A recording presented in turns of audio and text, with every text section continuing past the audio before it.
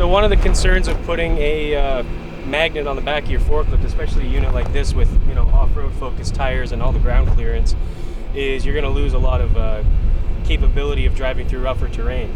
Now this yard doesn't really have too rough terrain because it's they level it out quite often with the box grader that's running in the background.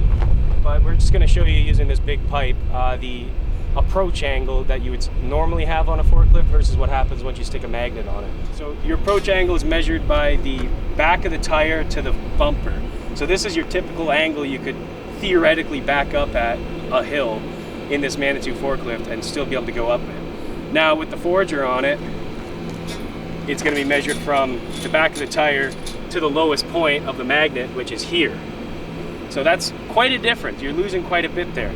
But because the Forger XL has the swinging capability and also is able to come up, you get some of that angle back, and it's still a compromise, but you're compromising, do you want flat tires versus not, versus how much off-road capability you need. So that's why this place, not too rough a terrain, it makes sense to have the magnet on the back. But you don't lose all of your off-road capability, because as this thing swings, so Emmett, if you want to follow the pipe with the angle of the magnet, so this thing will swing up, you get a little bit of clearance back with it. So we'll do that one more time. We'll swing it up here. So you get another couple inches raising that angle up. And that works both ways. It swings either way on the forklift. So forward and backwards, you get the same approach angle. So we've used this other forklift to simulate what I like to call the jump function. It's essentially, if you really bottom this thing out hard, like hopping off a curb or a sharp drop off, there's provisions in the Forger XL to move up about 2.5 inches. So that's accomplished using the pins that are in the mounting system that go to the forklift. I've shown that in a different video, but I'll probably cut to it here.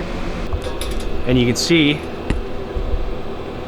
in the mounting system to the forklift here, there's those pins. That's basically what all the weight of the Forger XL rides on, are those two pins, and the triangular slots there allow it to go up and down.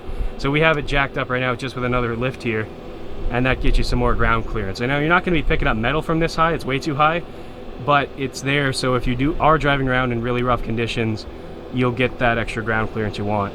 But as you can see, once it's jacked up like this, you want to measure the angle there, Emmett, it's a little bit taller, so you get some of that.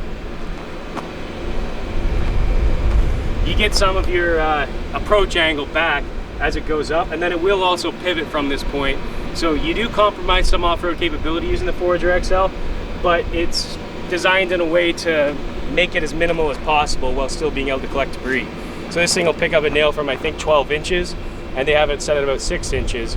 So you got 6 inches of ground clearance to work with, which is more than any other magnetic sweeper on the market. And then you also have these provisions built in to swing and jump. So if you really do drive around in the rough stuff like this Manitou is meant for, you're not losing too much capability by having the magnet on the back, and then you're still getting the benefit of collecting any metal that might be out there.